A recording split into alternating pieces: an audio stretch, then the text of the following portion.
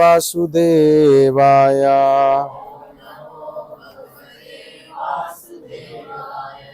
ॐ अज्ञानतिमिरान्धस्य ज्ञानञ्जनशलाकया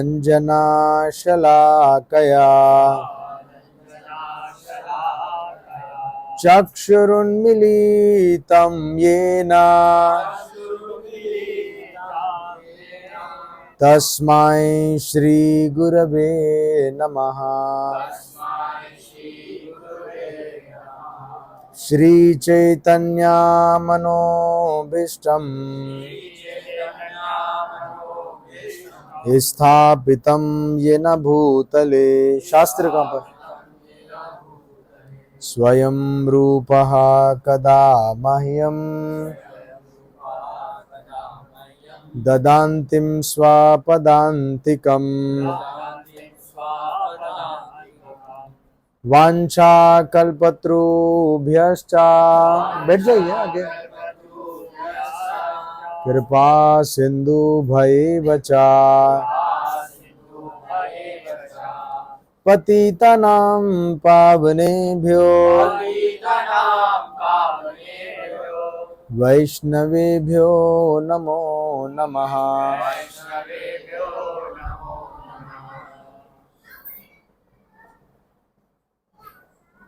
हे कृष्णा करुणा सिंधु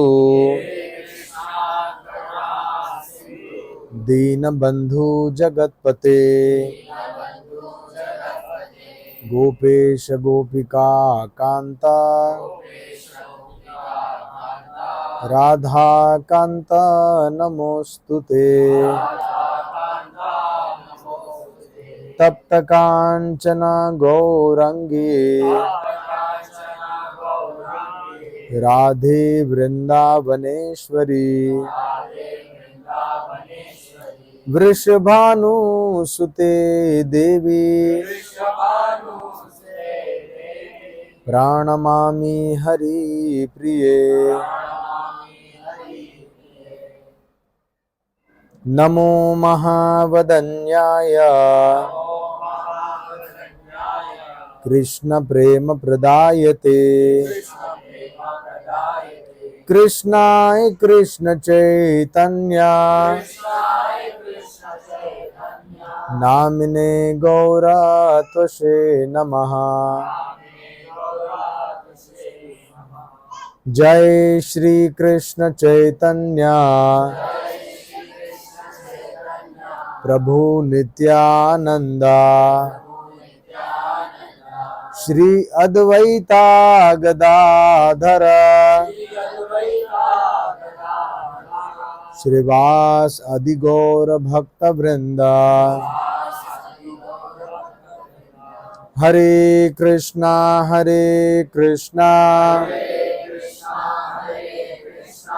कृष्णा कृष्णा हरे हरे हरे राम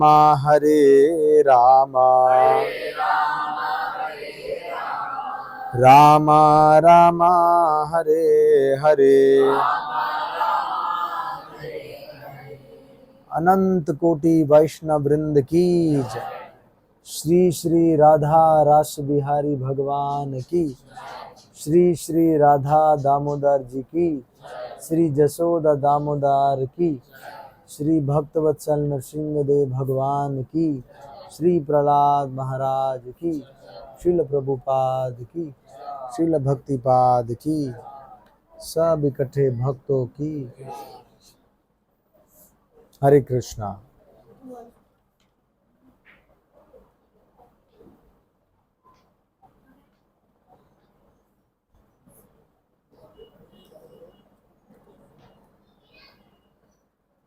तो ये बहुत शुभ अवसर है। माइक है?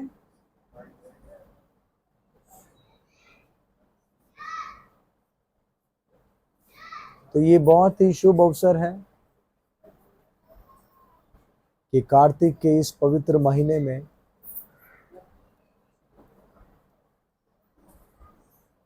हमें भक्तों के संग का मौका मिला है।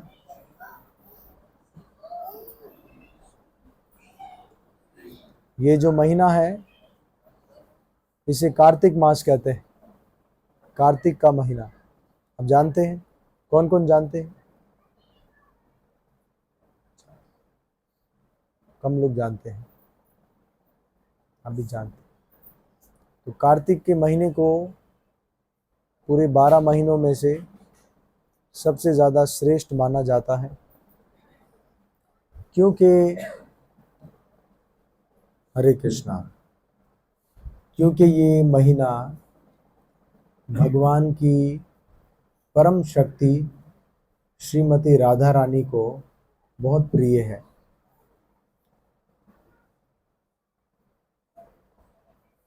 और जो चीज़ राधा रानी को प्रिय है वो भगवान को भी बहुत ज़्यादा प्रिय है।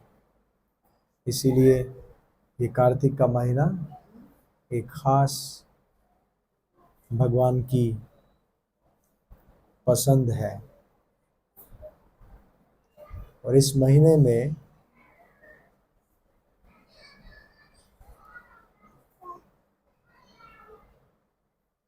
अगर कोई थोड़ी सी भी भक्ति करता है तो उसे हजारों गुना ज़्यादा इसका बेनिफिट होता है। अगर कोई थोड़ी सी भी भक्ति करता है तो 1000 गुना ज़्यादा उसका बेनिफिट होता है। तो ऐसा बेनिफिट नहीं छोड़ना चाहिए।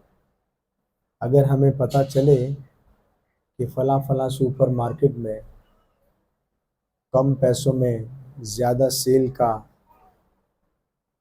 टाइम पीरियड चल रहा है तो हम तो जाएंगे ही, लेकिन जो हमारे प्यारे, हमारे फ्रेंड्स, हमारे रिश्तेदार होंगे उनको भी लेंगे, भाई चलो सेल लगी है, कम पैसों में ज़्यादा शॉपिंग कर सकते हैं। तो ऐसे अवसरों को नहीं छोड़ना चाहिए कि कम मौके में थोड़े समय में ज़्यादा बेनिफिट।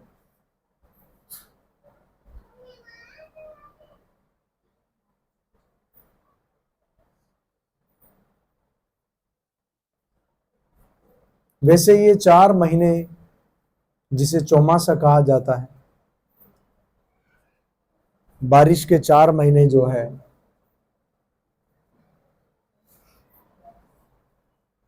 उसका ये आखिरी महीना है, कार्तिक मास।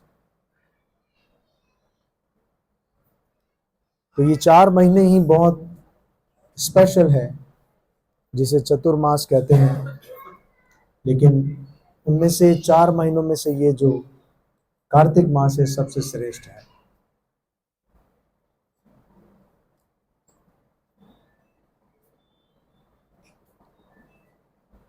अलग अलग शास्त्रों में इसकी महिमा बताई गई है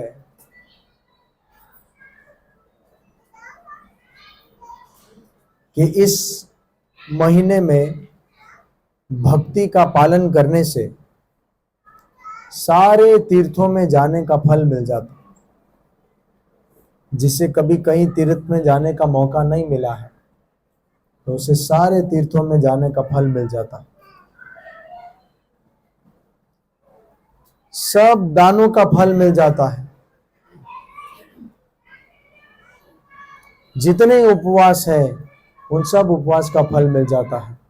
आप थोड़ा बाहर जाकर कहें कि भाई हमारा क्लास चल रहा है, आप डिस्टर्ब ना करें।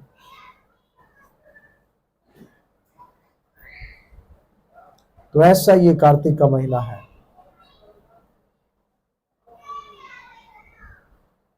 इसमें सबसे पहले व्यक्ति को एक चीज का नियम लेना चाहिए कि सवेरे जल्दी उठकर स्नान करे,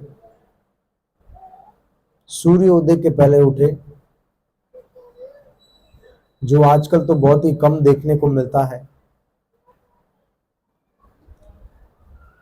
लोग अपने आप को ज्यादा मॉडर्नाइज समझते हैं,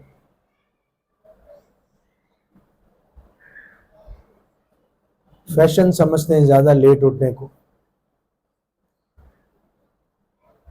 लेकिन उसकी बुद्धि बिल्कुल डाउन हो जाती है।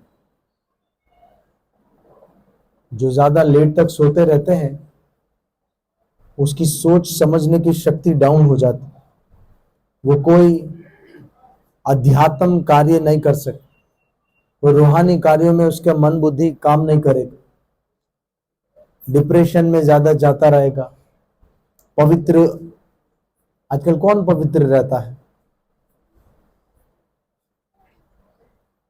इसीलिए मेंटली तौर पर बहुत ही व्यक्ति डाउन चला जाता।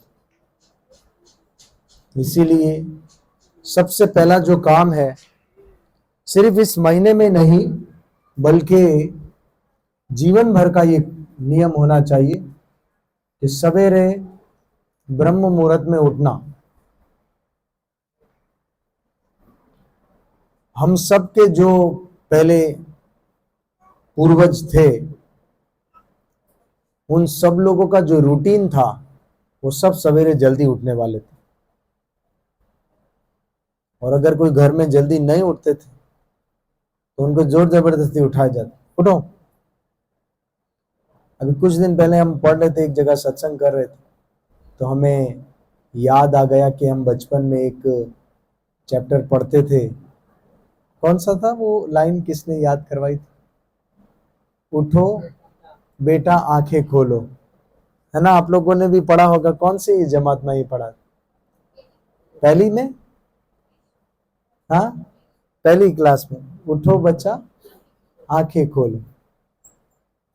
तो सवेरे इतना सोना ठीक नहीं। हाँ, बिस्तर छोड़ो आंखें खोलो। राधे श्याम।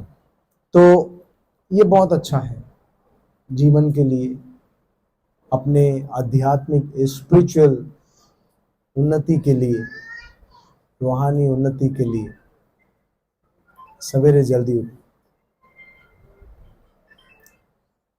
हमसे ज्यादा आप देखिए पशु पक्षी वो रूल्स को फॉलो करते हैं।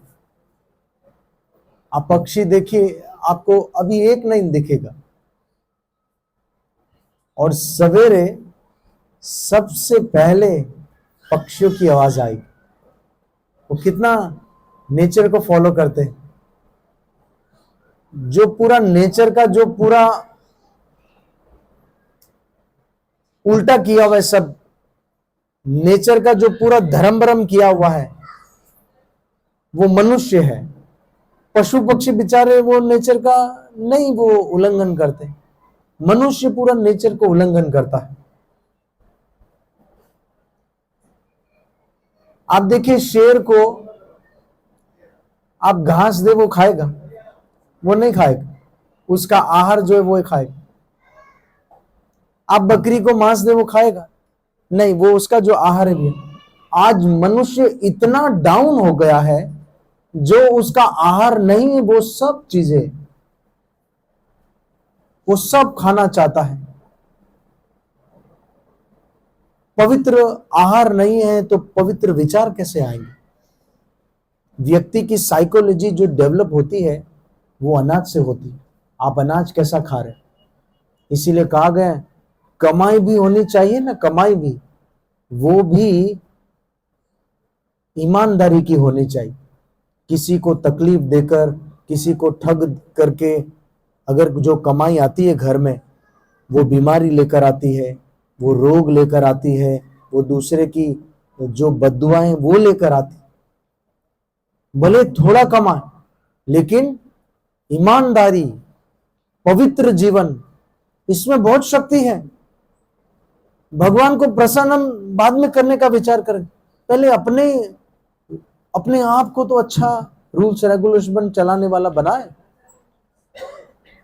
बातें हमसे करवा ले, बहुत बड़ी बड़ी ऐसे उपदेश देने वाले बन जाएंगे। हम दुनिया का ज्ञान रखते हैं, ऐसा बात एक्सपर्ट से कहेंगे, रील बनाएंगे, हम इतना एक्सपर्ट बनेंगे, लेकिन काम हमारा क्या है हमें खुद पता है। और इसके लिए आपको किसी का एविडेंस की जरूरत नहीं। आपका आईना है आपका दिल, और उसमें पता है कि हम क्या करते हैं। इसीलिए हमें कोशिश करनी चाहिए कि हम सेल्फ डेवलप हो। अगर हर एक इंडिविजुअली व्यक्ति ये सोचेगा कि मुझे सेल्फ डेवलप करना है, अपने आप को मुझे डेवलप करना है, तो समाज में एक रेवोल्यूशन आएगा, समाज में एक क्रांति आएगी। हरे कृष्णा।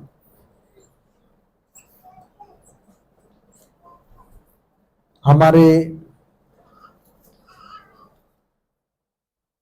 ये जो आंदोलन है, जो प्रभुपाद जी के द्वारा बनाया गया international society for Krishna consciousness, ये जो हमारा सोसाइटी है ISKCON, international society for Krishna consciousness, Prabhupada ji ने पूरे दुनिया के लोगों को एक जगह इकट्ठा किया। जो रियल धर्म है उसमें लेकर आ। इसमें जाति पाति नहीं है, इसमें भेदभाव नहीं है, क्योंकि भगवान के छत्र छाया में कोई भी रह सकता, कोई भेदभाव नहीं है। ये अमीर है, ये गरीब है, ये काला है, ये गोरा है, ये ऊंची जाति का है या नीची जाति का, नहीं। भगवान के छत्र छाया में सब लोग आ सकते हैं, सब लोग प्रगति कर सकते। इसीलिए श्रील प्रभुपाद जी की कृपा से हमारे इस आंदोलन में, हमारी सोसाइटी में दुनिया भर के लोग हैं। आप कभी वृंदावन जाएंगे या मायापुर जाएंगे या आप कभी दूसरे कंट्री में जाकर देखिए, आपको कोई दूसरी चीज मिले ना मिले, आपको हरे कृष्णा मंदिर जरूर मिलेंगे।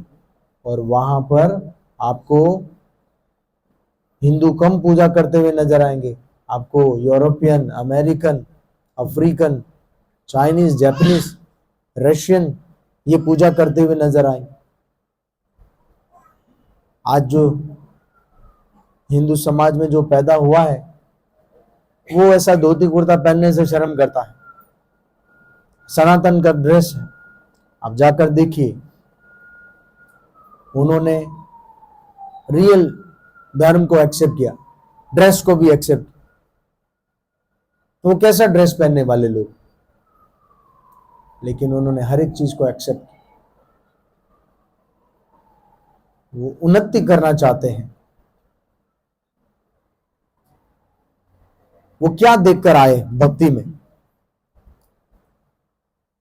क्या देखकर आए? कोई दुनियावी डेवलपमेंट देखकर नहीं आए, दुनियावी रूप रंग देखकर नहीं आए, दुनियावी पैसा देखकर नहीं आए। वो सभी दुनियावी चीजों में हमसे कई गुना ज्यादा है, एशियन से कई गुना ज्यादा आगे हो हर एक चीज में। आज स्थिति यह है कि घर का किचन भी बनवाना होता है ना, लोगों की डिमांड होती है अमेरिकन किचन बनवाओ, इंग्लिश स्टाइल का चाहिए। हर एक चीज उनको फॉलो करते, तो वो आपको फॉलो करने के लिए नहीं इंटरेस्टेड है। लेकिन भक्ति को क्यों फॉलो करना किया वो लोगों, क्यों एक्सेप्ट किया? क्योंकि वो लोगों का एक्सपीरियंस था कि दुनियावी भोग भोगते भोगते वो लोगों को वो सेटिस्फैक्शन नहीं मिल रहा था जो वो चाहते थे। वो सेटिस्फैक्शन उनको नहीं मिल रहा था। वो खाने में, वो रहने में, वो इंजीनियरिंग में, डॉक्टरी में, बिजनेस में, आईटी में सबसे ज्यादा आगे।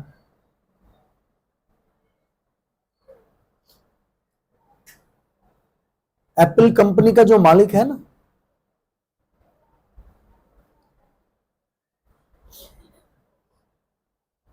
वो पहले प्रभुपाद जी के सत्संग में आकर, तब वो बहुत गरीब था, तब वो मालिक ने, तो प्रभुपाद जी के सत्संग में आकर प्रसाद खाता था।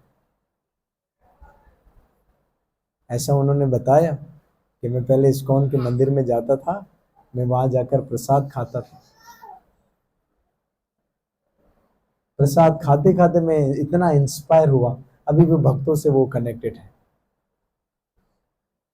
कितना ब्रांड है ना, सब लोगों को कुछ दूसरी चीज चाहिए नहीं चाहिए, कौन सा चाहिए? एप्पल का ब्रांड चाहिए ना, एप्पल का फोन, एप्पल का वॉच, एप्पल का आईपैड वगैरह वगैरह।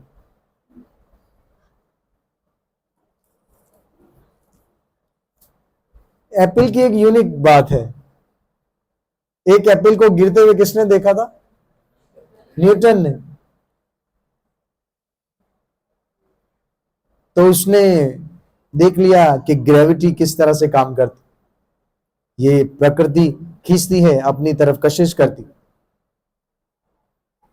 और एक एप्पल ये है, आपको पता है कि पूरे वेस्टर्न कंट्री में जो प्रचार हुआ है वो एप्पल से ही हुआ। प्रभुपाद जी ने एप्पल से ही प्रचार किया। पहले प्रभुपाद जी जब वो इंडिया से प्रचार करने के लिए अमेरिका गए तो रेंट पे रहते थे, सत्संग करने के लिए एक बोर्ड लगाते थे, प्रिंट आउट पर लिखते थे Wednesday 6 to 7 Bhagavad Gita class, अगर कोई ज्वाइन करना चाहते तो आ सकते। और वो भी शेयरिंग में रहते थे प्रभुपाद। तो उनमें से जो जवान लड़के लड़कियां जो होमलेस जो थे यहाँ वहां घूमने वाले अमेरिका में, या नशे में पड़े हुए हिप्पी, वो दो चार आकर बैठे, वो देखे कि साधु करता क्या है। और जब वो बैठे, बाद में प्रसाद में प्रभुपाद जी उनको क्या दिया? अब एप्पल सिर्फ होता था, क्योंकि इतना तो पैसा है नहीं कि दाल चावल सब्जी चपाती सब भंडारा अच्छे से बनाएंगे, नहीं। तो एप्पल होता था, और जितने सत्संग में आए हुए लोग हैं, 10 लोग आए हुए थे ना, 10 पीस करके बांट देते। 12 लोग आए तो एप्पल के 12 पीस करके बांट देते। इस तरह कितने दिनों तक ऐसे ही सत्संग चला, इतना धन था नहीं। लेकिन वो एप्पल ने ऐसा काम किया, भगवान का अर्पण किया, वह प्रसाद जब अंदर गया तो आहिस्ता आहिस्ता उनकी चेतना बदलने लगी। आहिस्ता आहिस्ता आहिस्ता उनकी चेतना बदलने लगी। कोई व्यक्ति कहे अरे एप्पल से कैसे चेतना बदल सकती है? अरे पोलियो के 2-3 कतरे से आप अपंग होने से बच सकते हैं, तो भगवान का शुद्ध प्रसाद खाने से कोई व्यक्ति की चेतना नहीं बदलेगी? कैसे मुमकिन बात? नामुमकिन। इसीलिए भगवान को भोग लगाकर प्रसाद खाना, ये अपनी इंटरनली कॉन्शियसनेस को पवित्र करना है, कि भगवान का भोग लगाया हुआ प्रसाद खाना, ये बहुत स्ट्रिक्ट नियम है। जो भोग लगा हुआ नहीं है उसको नहीं खाना। भगवत गीता एविडेंस है, उसमें गीता में कहा है भगवान ने, पत्रम पुष्पम फलम तोयम यो में भक्तिया प्रियाच्छति तद हम भक्ति रूपाहारतम अश्नामी प्रियतात्मना। हे अर्जुन, अगर कोई, ये नहीं कहा अगर ब्राह्मण, अगर भक्त, अगर कोई में सब आ जाता। डिमांड भगवान ने एक डिमांड की है, प्रेम और भक्ति के साथ मुझे पत्ता, फूल, फल या जल अर्पण करता है तो मैं उसे स्वीकार करता हूं। तो भगवान उसे एक्सेप्ट करते हैं। अगर प्यार से भगवान को पत्ता, फूल, फल या जल, किसी व्यक्ति ने कहा ये भगवान ने यही बिल्कुल इतना सस्ती चीजें क्यों मांगी? वो इसलिए क्योंकि भगवान को कोई ज्यादा हमारे भोजन की जरूरत है नहीं, कि हम भगवान भूखे मर रहे हैं, हम भोग खिलाएंगे तो भगवान खाएंगे। उनको ये जरूरत नहीं है, उनको हमारी दी हुई वस्तु की जरूरत नहीं है। जरूरत उनको हमारी दी हुई जरूरत है, बल्कि वो हमें दे रहे हैं। हमारी दी हुई वस्तु की उनको कोई जरूरत नहीं, वो हमें दे रहे हैं। जो उनको माने उनको भी दे रहे हैं, जो ना माने उनको भी दे रहे हैं भगवान, क्योंकि वो पिता है, पूरे जगत के पिता है, सबको दे रहे वो। लेकिन जब हम उनको प्रसाद अर्पण करते हैं तो उनका प्रेम प्राप्त करते, उनकी कृपा प्राप्त करते। और ये कौन करेगा? ये केवल भक्त करेगा, दूसरा कोई व्यक्ति नहीं करेगा, ये केवल भक्त करेगा। जो भक्त होगा या जो भक्त होना चाहता है वो ये करेगा कि मैं ठाकुर जी को भोग लगाए बिना कैसे खा लूं।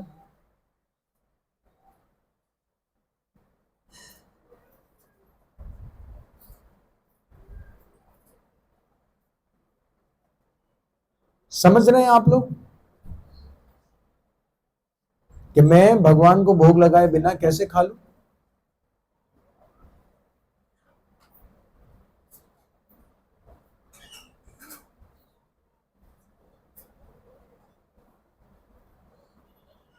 अब इसके पीछे दो तीन बातें हैं। पहली बात, अगर कोई व्यक्ति ये नियम लेता है कि मैं भोग लगा हुआ ही खाऊंगा, तो फिर वो सोचेगा कि भगवान को भोग क्या क्या लग सकता है और क्या नहीं लग सकता। तो भगवान ने कहा है पत्रम पुष्पम फलम तोयम, पत्ता फूल फल जल, ये भगवान को अर्पण किया जा सकता। फल में कोई भी फल अर्पण किया जा सकता, वेजिटेबल में कोई भी वो सब पत्ते है, या और जल तुलसी पत्ता, ये गरीब से गरीब व्यक्ति अर्पण कर सकता है।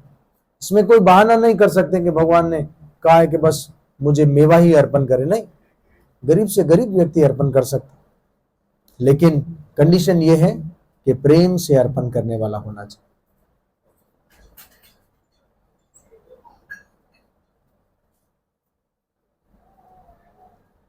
तो इससे दूसरी जो खास वजह यह है कि हम ऐसी वो सभी चीजों से बच जाएंगे जो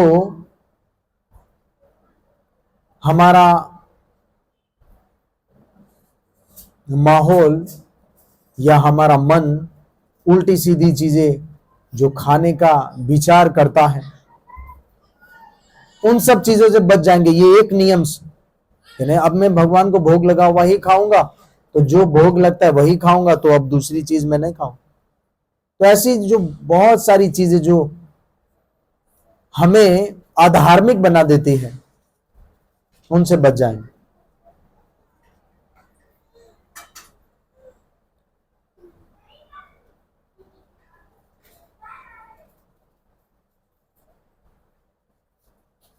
खास तौर पर जो मांसाहार वगैरह है उससे बच जाएंगे कि नहीं, ये तो भगवान को भोग नहीं लग सकता, और दूसरे जीव को मारकर खाना ये कोई मानवता नहीं है। हाँ, माहौल ऐसा हमें मिला तो हम ऐसे बन गए, या हमने वो गलती की, किया सो किया। जब हमें पता चल जाए तब तो हम डिसीजन ले सकते हैं कि अब मैं वो नहीं करूंगा।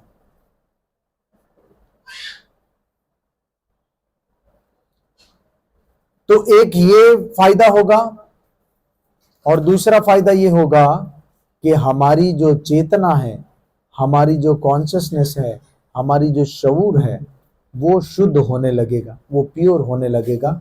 जब आप प्रसाद खाएंगे रोजाना तो वो प्योर होने लगेगा। भक्ति में जब कोई आता है तो हर एक चीज चेंज हो जाती है। उसका फूड बन जाता है प्रसाद, उसका जो डांस है वो बन जाता है कीर्तन में नृत्य, उसका जो म्यूजिक है वो कीर्तन बन जाता है।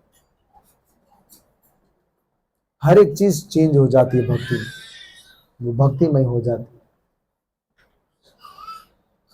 और ये सब भक्तों की कृपा से मुमकिन है।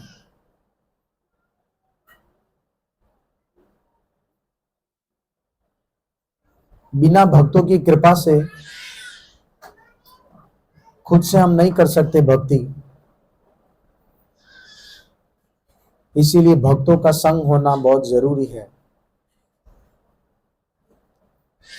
शास्त्रों में कहा है, चैतन्य चरितमृत में, साधु संग सर्व शास्त्र कहे, लव मात्र साधु संग सर्व सिद्धि हो। तो साधु का संग, साधु का संग, साधु का संग, हमें सोबत भक्तों की करनी चाहिए, क्योंकि ऐसे भक्तों के सोबत में आकर हम अपने आप को चेंज कर सकते। भक्तों का संग नहीं करेंगे, कामुक लोगों का संग करेंगे, तो आहिस्ता आहिस्ता आहिस्ता आहिस्ता हम कामुक बन जाएंगे। एग्रेसिव लोगों का संग करेंगे तो एग्रेशन ज्यादा बढ़ेगा। आप क्या है ये डिसाइड करेगा आपकी सोबत।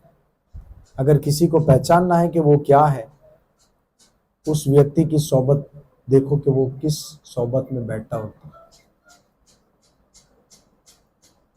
आप किसी व्यक्ति को पहचानना चाहते हैं कि वो क्या है, तो सबसे पहले नोट किया जाता है कि वो किसकी सोबत में है। आप जिसकी सोबत में रहो वैसे बन जाएंगे। आप सोबत चेंज करें, आप खुद चेंज हो जाएंगे। सोबत हम पर बहुत असर डालती है। संग जो है हमारे ऊपर बहुत असर करता है। इसीलिए शास्त्र कहता है साधु संग का, भक्तों का संग का।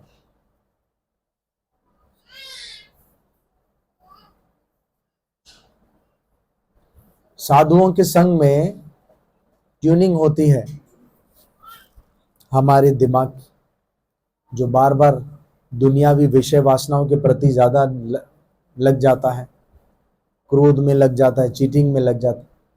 साधुओं के संग में दिमाग फिर सही हो जाता है। भगवान से मांगना क्या चाहिए? प्रार्थना जब करते हैं तो क्या मांगना चाहिए? लोगों को नहीं पता कि प्रार्थना क्या करना चाहिए। लोग सोचते हैं कि बस बेटा मांग लें, अच्छा पति, अच्छा पत्नी, धन, नौकरी, बिजनेस, ये मांगने के लिए प्रार्थना नहीं। प्रार्थना करना चाहिए, भगवान मुझे भक्तों का संग दीजिए, भगवान मुझे भक्तों का संग दीजिए, भगवान मुझे भक्तों की छत्र छाया दीजिए। ओम जय जगदीश में जब आरती गाते हैं तो एक लाइन में कहा गया है, श्रद्धा भक्ति बढ़ाओ, संतन की सेवा। क्या? संतों की सेवा दीजिए और श्रद्धा भक्ति बढ़ाओ, कि भगवान हमारी श्रद्धा बढ़ाइए, भक्ति दीजिए और संतों की सेवा दीजिए।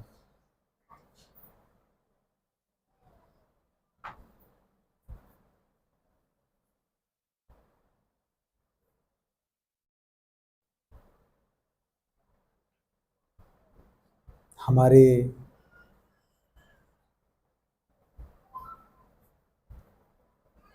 मंदिर में बहुत सारे यंगस्टर आते हैं, माता जियाँ, पुरुष, अभी वो सीख रहे हैं सब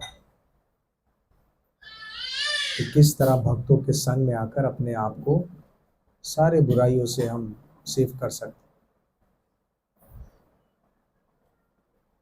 बच सकते हैं हम दुनियावी बुराइयों से।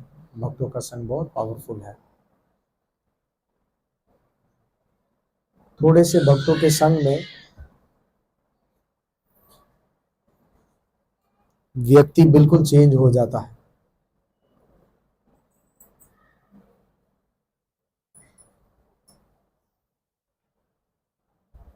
ये संग जो है बहुत अफेक्टेड है।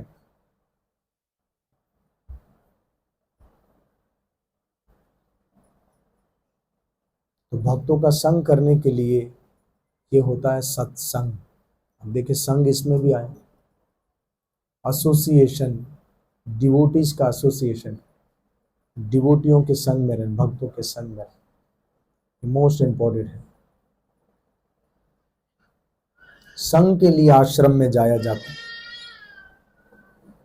कि हमें एसोसिएशन मिले, अकेले तो नहीं कर पाएंगे। अकेले तो माया का इतना प्रभाव है कि हम नहीं कर पाएंगे। हमारी बुद्धि इतनी अच्छी है नहीं कि हम अच्छे से कर पाए। तो भक्तों के संग में हम सीखेंगे किस तरह से बैठना है, किस तरह से बात करना है, किस तरह से भक्ति करनी है, किस तरह से अपने दुनियावी लाइफ को मैनेज करना है, अपने गृहस्थ लाइफ को कैसे मैनेज करना है, अपनी एजुकेशन को कैसे मैनेज करना है। भक्त भक्त बनने का मतलब ये नहीं है। अपने समाज में भक्त वर्ड व्यक्ति सोचते हैं भक्त मतलब के बेवकूफ, भक्त मतलब बिल्कुल सादा। ऐसा नहीं है। भक्त का मतलब है भगवान का प्योर डिवोटी। और ना तो वो बेवकूफ होता है और ना ही वो आलसी होता है। वो इतना इंटेलिजेंट होता है। भक्त भक्त का मतलब है मोस्ट इंटेलिजेंट पर्सन। भक्त बहुत इंटेलिजेंट पर्सन होता है, जो जानता है दुनिया में कैसे जीना है और दुनिया में अपने आप को किसी चीज से अटैच नहीं रख, डिटैच रखकर वो भगवान के धाम जाने की तैयारी में है। ये भक्त का एक निशानी है। वो दुनिया के सभी काम कर सकता है। भक्ति में लगने का मतलब ये नहीं है कि वो अपनी एजुकेशन छोड़ दे। अभी भक्त हो गया, एजुकेशन छोड़ दिया, बाबा जी बन गया। नहीं नहीं नहीं। हमारे जितने भी भक्त हैं वो हाईली क्वालिफाइड, बहुत पढ़े लिखे,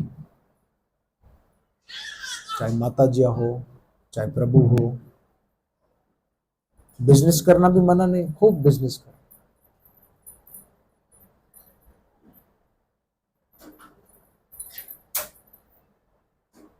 खाना भी मना नहीं है कि बिल्कुल सादा खाएंगे, बहुत आप अच्छा खाएं, बहुत अच्छी अच्छी जो नियमित चीजें हैं वो खाएं। भगवान को भोग लगा कर खाएं। देखिए प्रसाद भगवान को भोग लग रहा है, सब प्रसाद जो आया भगवान को भोग लग रहा है। कोई कोई चीज मना नहीं है। आप अच्छे अच्छे ड्रिंक्स पिए, भगवान को भोग लगा कर पिए। ऐसा नहीं बिल्कुल सादे रहनी, आप बहुत अच्छा तैयार रहिए, आप ब्रांडेड कपड़े पहनिए, आप ब्रांडेड चीजें ले, लेकिन जिसमें वल्गरिटी ना हो, सिंपल लिविंग हाई थिंकिंग हो, जिसमें गंदगी ना हो, जिसमें भगवान की प्रसन्नता हो।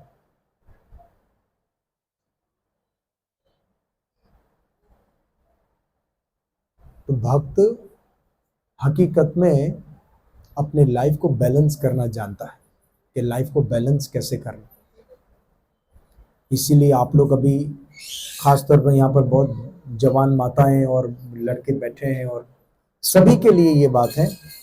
लेकिन अभी जो अपने करियर के लिए जो अभी उरूज में जा रहे हैं, उनके लिए मैं प्रार्थना करूंगा अपने करियर को सिर्फ पैसे कमाने के लिए नहीं, कि सिर्फ पैसे कमाने के लिए जो होड़ लगी।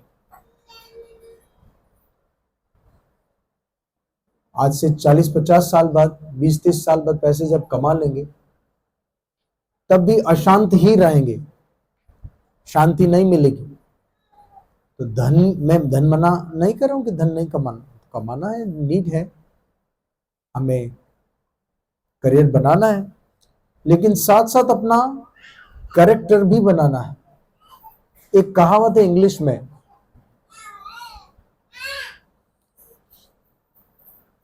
Money is lost, nothing is lost, health is lost, something is lost, लेकिन character is lost, everything is lost. So character कैसे बनाया जाता है? भक्तों के संग में हम अपना कैरेक्टर बनाते हैं कि कैसा कैरेक्टर होना चाहिए। भक्तों के संग में ये कैरेक्टर बनाया जाता है।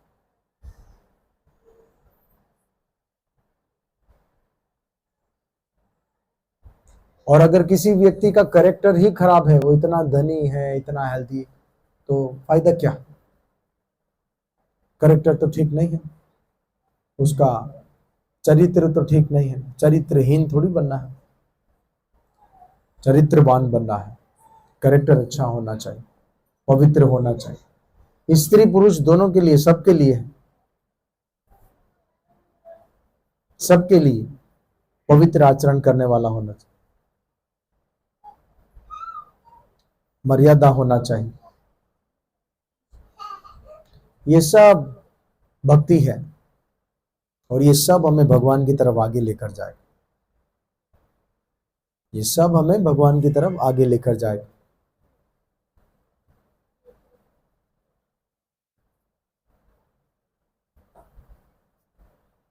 और कोई व्यक्ति कह अरे ये सब बातें ऐसे नहीं, जो भी मन पड़ता है खाओ, जो भी करना है कर लो, थोड़ी दिन की जिंदगी है, कर लो, जो मन में आता है कर लो, उसकी पकड़ाई होने वाली है। जीवन भर इतना बॉडी ऐसा स्ट्रांग नहीं रहेगा, आहिस्ता आहिस्ता बॉडी ढलने वाला है। पकड़ाई उस व्यक्ति की होने वाली। जमदूत के जब डंडे खाएगा तब वो यमदूत ही कहे जो मन में आया वो कर रहा है। अभी जहां पर भी हम मारे तो मैं डंडे मारेंगे, फिर मनमानी नहीं चलेगी, वहां पर घूस नहीं चलती है, कानून है उनका, उसके कानून के आगे कोई नहीं चलता है। इसीलिए हमें कानून के मुताबिक चलना चाहिए, ईगो को छोड़ना चाहिए। अभी हमारे अंदर इस बॉडी के ऊपर इतना ईगो, इसके अंदर भरा क्या है? मलमूत्र का थैला है, हड्डी मांस पीप, और है क्या इसके अंदर?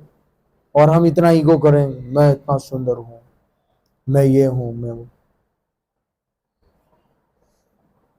शरीर में इतना हमारे दुर्गंध है, शरीर हमारा कितना गंदगी से बना है। लाश को थोड़ी देर ज्यादा अगर घर में रखे पूरा बदबू फैल जाता। फिर अगर ऐसे बॉडी पर हम इतना अहंकार करें, इतना ईगो, कितना मूर्खता है, कितना बेवकूफी है, अज्ञानता, डार्कनेस कितनी है। बी हम्बल, विनम्र होना चाहिए। हमें समझना चाहिए कि मैं किस पर अहंकार कर रहा हूं, किस पर घमंड कर रहा हूं। अभी कोई बीमारी ने हमें अगर जकड़ लिया, अब देखिए पल में बॉडी चेंज हो जाती।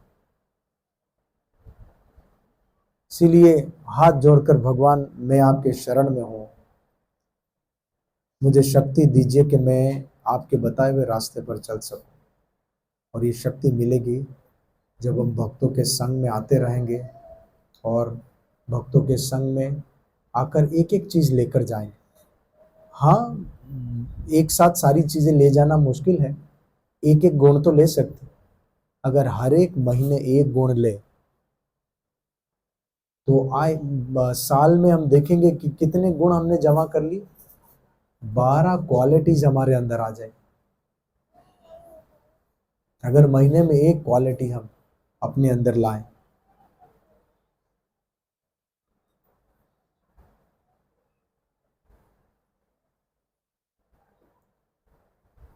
अगर कोई एक भक्त बनता है ना, वो पूरी दुनिया के लिए बहुत फायदेमंद होता है। एक कोई भक्त बनता है, देखिए वो झूठ नहीं बोलेगा, वो ईमानदार रहेगा, वो पशु पक्षी को मारेगा नहीं, नहीं पशु पक्षी को नहीं मारना है, सब में प्राण है। कितने पशु पक्षी बच गए, कितने पशु पक्षी को उसने हेल्प कर दी। अब दुनिया में कहीं पर भी रहेगा, कभी भी वो पराई स्त्री या पराई पुरुष का संग नहीं करेगा। सभी में वो अपनी माता, अपने पिता को देखेगा। उसका संबंध उसकी पत्नी के साथ, उसके पति के साथ, उसका पवित्र आचरण दुनिया में कहीं पर भी रहे। एक भक्त बनने से कितना पूरा समाज सेव हो जाता। स्पीकर के सामने आते हैं तब वो ब्लॉक होता, तो पूरा समाज सेव हो जाता है, हम भी सेव हो जाते। और अगर हम उल्टे सीधे कर्म करते रहें और हम कहें कोई देखने वाला है नहीं, अरे ऐसा नहीं है। कोई देखने वाला क्यों नहीं है? हमारे यहीं पर दो बैठे हुए चित्रगुप्त, आपने सुना है चित्रगुप्त यहाँ बैठे हुए। चित्र का मतलब क्या है? फोटो। गुप्त का मतलब क्या है? सीक्रेट।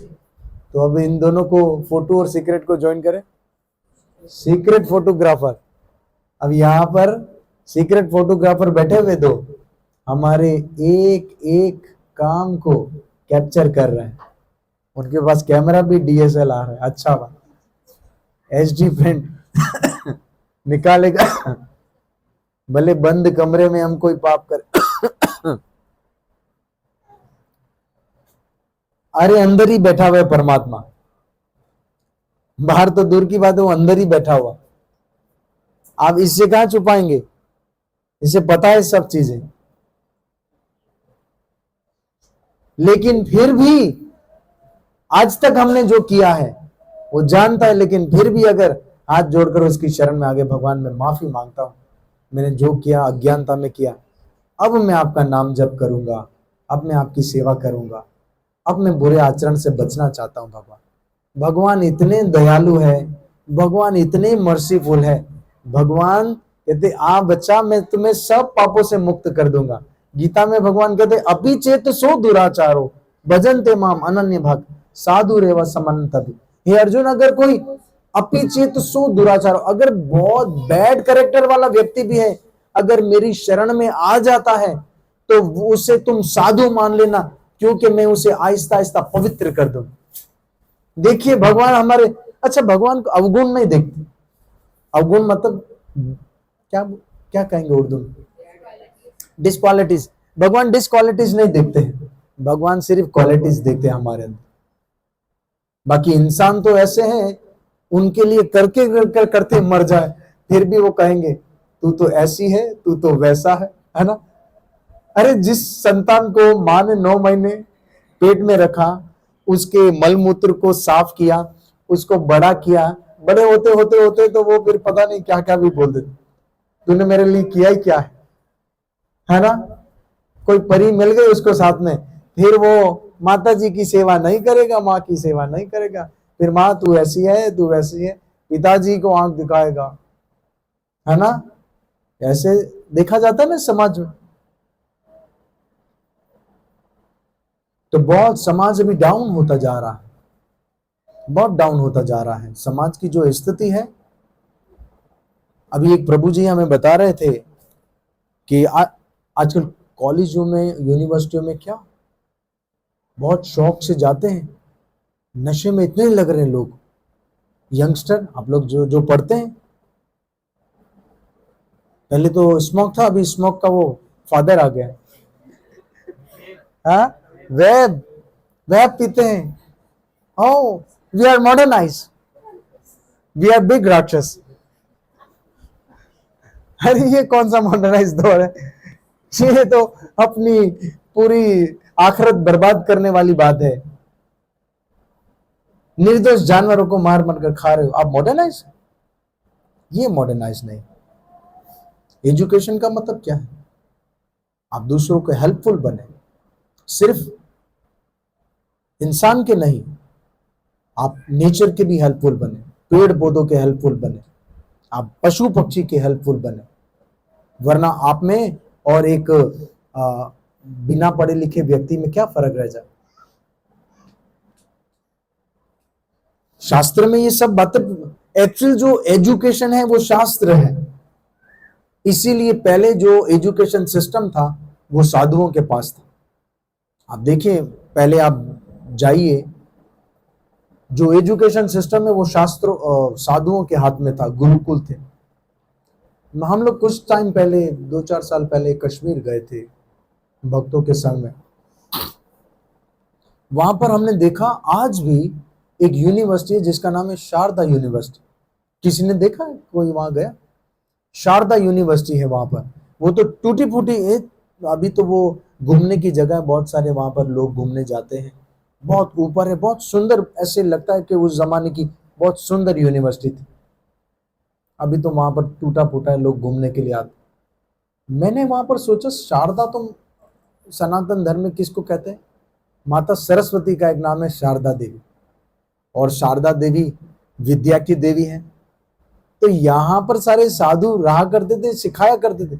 समय आने आने पर ये एजुकेशन सिस्टम जो है ना, खत्म किया गया। बहुत राक्षसी इसके पीछे बुद्धि है कि एजुकेशन सिस्टम इनको बंद करो और अपने बुक प्रिंट करके लोगों के, बच्चों के दिमाग में डाली जा रही, इनसे दूर किया जा रहा है। फिर चरित्र डेवलप नहीं हो पाते। लेकिन शास्त्रों को अगर अध्ययन करें, चरित्र देखें कैसे डेवलप होते हैं। इसलिए शास्त्र पढ़ना चाहिए, क्योंकि सोबत जो तीन लोगों की करनी चाहिए। जो शास्त्र, अकॉर्डिंग टू शास्त्र, सोबत 3 लोगों की है। एक गुरु की सोबत करना चाहिए, दूसरा साधु की सोबत करना चाहिए, तीसरा शास्त्र की सोबत करना चाहिए। शास्त्र की सोबत कैसे करेंगे? कोई जवाब देगा?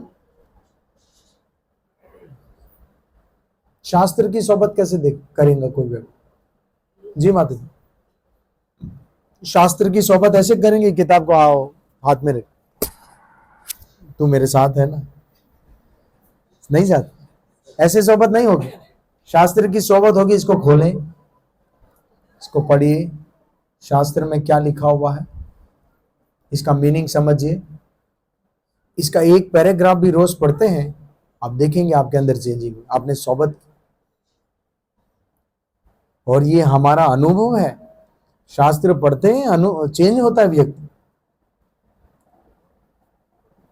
व्यक्ति बहुत।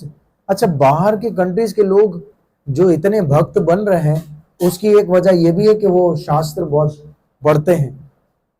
हमारे मतलब भगवत गीता 80 से भी ज्यादा लैंग्वेज में ट्रांसलेट हो चुकी है,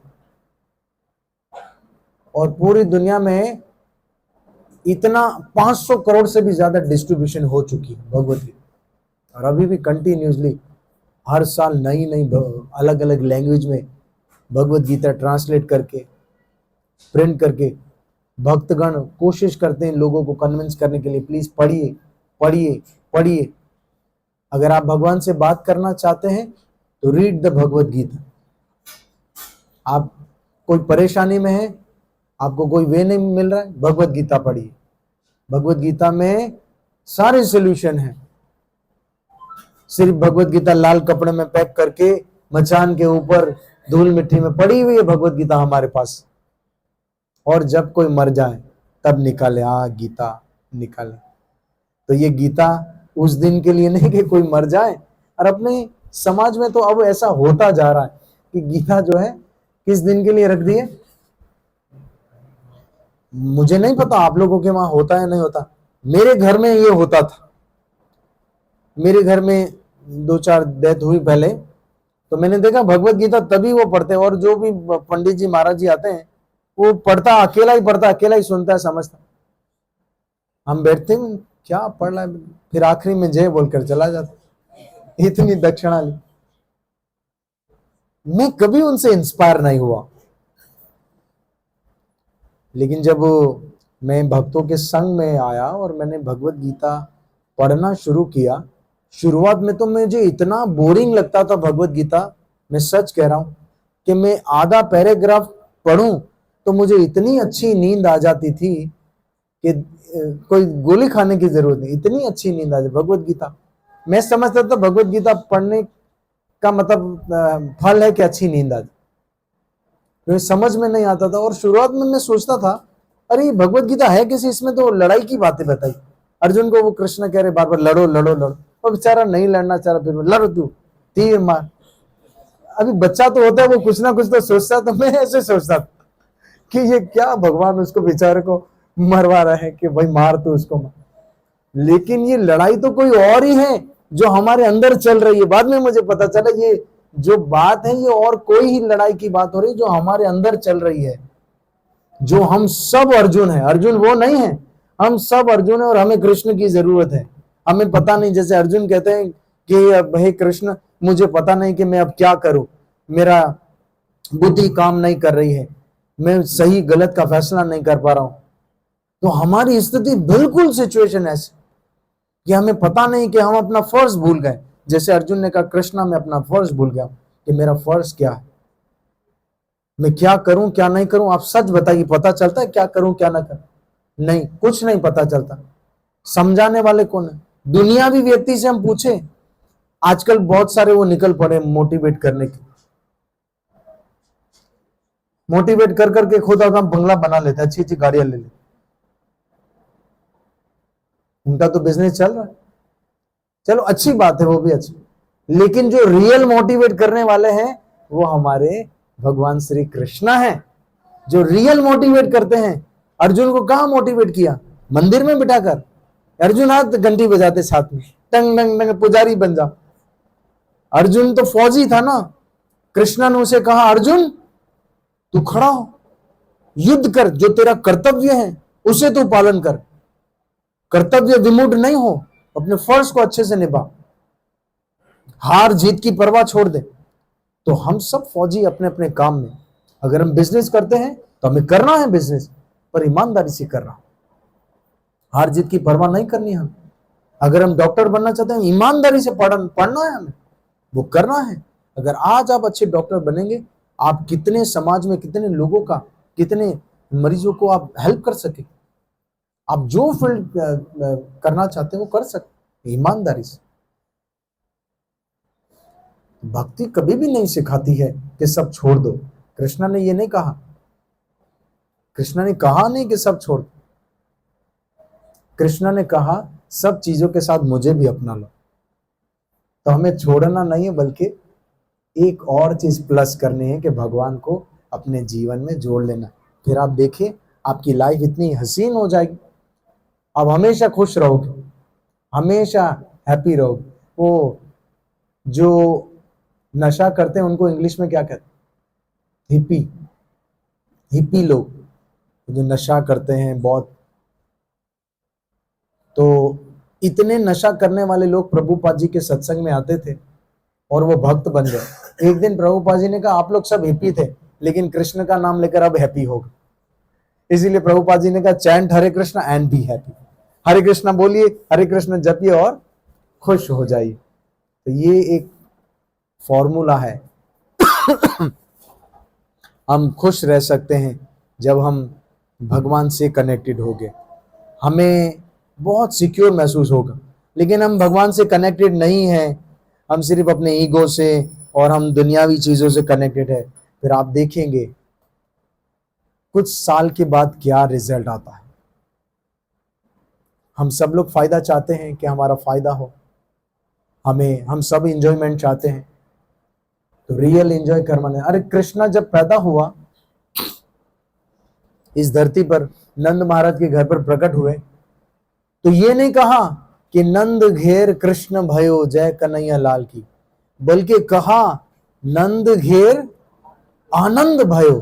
अरे उनका नाम आनंद तो नहीं रखा था, कृष्ण है, लेकिन कृष्णा ही इंजॉय है, कृष्ण ही आनंद है, इसीलिए कहा नंद घेर आनंद भयो। भाई नंद के घर साक्षात आनंद आ गया, एंजॉय ने जन्म दी।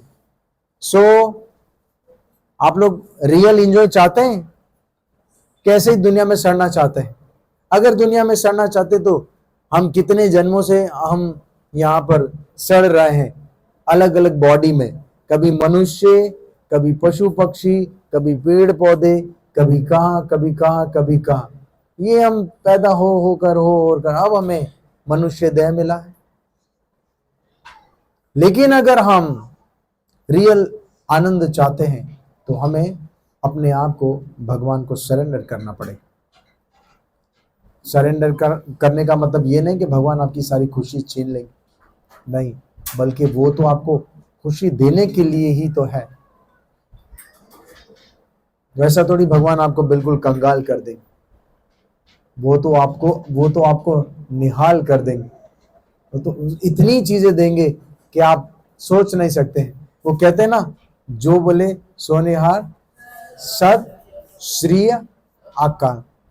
तो भगवान जो है उनके साथ है सत और श्री। श्री कौन है? लक्ष्मी जी हैं। लक्ष्मी जी हैं उनके साथ में, तो आप फिर कैसे कंगाल रह सकते? सब चीजें देने वाले हैं। और जो ये बोलता है, वो जो बोले सो वो निहाल हो जाता है, इसका कितना फायदा हो जाता है। आप संतों की हमें वाणी को समझना है कि वो क्या फॉर्मूला बताकर गए हैं, और यही खुशी हमें एक दूसरे को बांटनी है। यही खुशी एक दूसरे को बांटनी है, एक दूसरे को बचाना है, एक दूसरे की हेल्प करनी है। इसी को कहते हैं साधु संघ, इसी को कहते हैं सत्संग, इसी को कहते हैं डिवोटीज का एसोसिएशन। हम एक दूसरे की हेल्प करनी, एक दूसरे की मदद करनी। ऐसा नहीं कि नहीं उसकी मदद नहीं करते। आजकल जैसे दुनिया में है, कोई व्यक्ति दुखी है तो उसके दुख को सुनकर और मजा आता है, अच्छा दुखी है वो। और कोई व्यक्ति खुश है तो उसकी खुशी को देखकर व्यक्ति दुख हो जाता, अरे भगवान वो क्यों खुश। एक दिन क्या हुआ, एक व्यक्ति भगवान की बहुत पूजा उपासना की और भगवान उसके सामने आए। बोला क्या बच्चा तुम्हारी इच्छा क्या है, मैं पूरी करूंगा। कोई भी 3 इच्छा मांग लो, मैं तुम्हारी पूरी करूंगा। बोला अच्छा भगवान, सबसे पहले मेरी इच्छा है। भगवान ने कहा 1 मिनट, एक और बात सुन लो कि जो तुम्हारी इच्छा पूरी करूंगा वो तुम्हारे बराबर वाले की डबल इच्छा पूरी करें, ठीक है? बोला ये क्या भगवान, तपस्या मैंने की, इच्छा उसकी भी पूरी करेंगे, ये तो ठीक नहीं। बोला भाई ये तो है। अच्छा भाई ठीक है, मुझे मिला, मुझे तो कम से कम मिले। तो भगवान मुझे इतना सुंदर घर चाहिए जिसमें सारी फैसिलिटीज हो, उसमें स्विमिंग पूल भी हो, उसमें हर एक चीज हो। तो भगवान ने कहा तथास्तु, और बराबर में देखा इसका 1 तो उसका 2 हो गया। अब ये खुश नहीं हुआ कि अरे मेरे पास 0 था और इतना अच्छा हो गया, खुश नहीं हुआ। बराबर में देखकर दुखी हुआ, अरे वो 2 हो गया उसके पास, इतना दुखी हुआ। फिर इसने दूसरी चीज मांगी, भगवान मुझे एक सुंदर पुत्र चाहिए। तथास्तु, बराबर में 2 सुंदर पुत्र। ये देखकर और जलने लगा। आखिरी में उसने भगवान को कहा भगवान मुझे 1 आंख से काम चलता है, मेरे 2 की जरूरत नहीं, 1 ही आंख ले लीजिए। अरे भगवान ने कहा तुम काना हो जाएगा। बोला हाँ चलेगा, 1 आंख ले लीजिए। इतना चतुर है वो, बराबर वाले की दोनों आंखें गई और खुश हो गया। तो भगवान ने कहा हकीकत में तुझे जो मिल रहा है तुम उससे खुश नहीं है, जो दूसरे का दुख देखकर तुम खुश होने वाला है, जो आजकल चल रहा है। आजकल व्यक्ति के पास जो है उससे खुश नहीं होता, वो दूसरे को देखता, रहे उसके बच्चे इतना पढ़ लिखे, कहाँ के वीजा लगे, गया, अरे मेरा गया नहीं, अब कितना बन गया, करोड़ बन गया, अरे अभी हमारा तक तो 90 ही चल रहा। ये क्या रेसिज्म चल रहा है, दूसरों को बढ़ाने के बजाय हम खींच रहे हैं। आजकल ये राक्षसी भाव है, दूसरे के सुख को देखकर खुद जलना। देवताओं का भाव है दूसरे के खुशी को देखकर खुश रहना, कि भगवान वो इतना प्रसन्न है, हम आशीर्वाद देते हैं। बल्कि आज तो बेचारे कोई प्रसन्न होते ना तो वो पहले वो घर के आगे मिर्ची लगाते, तो नींबू लगा। भगवान, वो इंडिया में हम थे तो कहीं ना कहीं वो लिखा हुआ होता था, पता नहीं क्या सेंटेंस था, बुरी नजर वाले तेरा मुंह काला। कि नजर वाले मतलब ऐसे तुम क्यों नजर से देख रहा कि हमारी ये चीज खराब हो जाए। या तो देखिए लोगों आगे, आज के जो लोग हैं वो जलते हैं, जेलिस, दूसरे की खुशी को देखकर जलना, दूसरे के सुख को देखकर जलना, दूसरे का ड्रेस को भी देखेंगे, कौन सा ड्रेस, अंदर से अंदर तो अगर पूछे मैं कैसी लग रही, तो शुरू में तो कह देंगे बहुत अच्छी लग रही, अंदर तो फिर जो बोलते वो बोल नहीं सकते। तो हमारा मन ऐसा है कि किसी की खुशी बर्दाश्त नहीं होती, ऊपर से तो मुस्कुराएंगे, अंदर से जो हम है ना, अगर उसकी सेल्फी अगर आ जाए अंदर वाली तो फिर कोई लाइक नहीं करेगा, अंदर से जो हम है। तो ये सब तभी सही हो सकता है जब हम भगवान के शरण में आए, भक्तों के संग में आए। इतना क्यों नेगेटिविटी हम अपने अंदर पाल रहे हैं? आजकल लोग डिप्रेशन के ज्यादा मरीज क्यों बन रहे? अपना कम प्रॉब्लम है उसको, अपना 20-25% प्रॉब्लम होगा, 75% तो उसको सोसाइटी का है। उसने ये कर लिया, उसने, और ऊपर से माता पिता भी बच्चे के ऊपर प्रेशर डालते हैं, उसका बच्चा तो ऐसा कर लिया, तो ऐसे ही पड़ा हुआ। अरे माँ दूसरे का मिसाल क्यों देती है मुझे? मैं अपने दिमाग से हिसाब से चलूंगा। तो ये सब चीजें चल रहा है, रेसिज्म चल रहा है यहाँ। और ये चलते चलते चलते चलते आखिरकार हमारे पैर, हमारी आंखें, हमारा शरीर, हमारी बुद्धि सब डाउन हो जाएगी। तो भगवान की शरण में रहिए, बी पॉजिटिव रहिए, एक दूसरे की हेल्प करने वाले बनिए। और ये तभी हो सकता है जब हम रियल सत्संग में रहें। रियल सत्संग, रियल साधु संग, शास्त्रों का संग, सत्संग के सार को समझना, एसेंस को समझना। बहुत धन्यवाद, आप लोग ने इतना प्रेम से सुना।